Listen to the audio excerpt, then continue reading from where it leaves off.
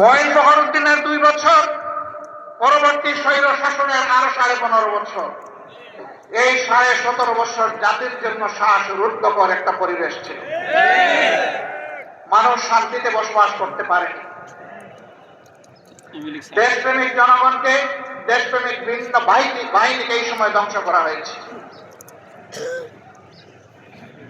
আমরা লক্ষ্য করেছি আওয়ামী লীগ ক্ষমতায় বসেই 2009 সালের 10 জানুয়ারি ক্ষমতায় হাতে নিল। তারপরেই আমরা দেখি 1 মাসের মাথায় তৎকালীন বিডিআরের সদর দপ্তর ঢাকার পিলখানায় 57 জন চৌকস দেশপ্রেমিক সেনা অফিসারকে তারা হত্যা করল, তাদের পরিবারের সদস্যদেরকে হত্যা করলো। নির্মমভাবে হত্যা করার পর লাশগুলা ড্রেনের মধ্যে ভাসাই দিল। কিছু লাশ তারা গোপন করে ফেললো।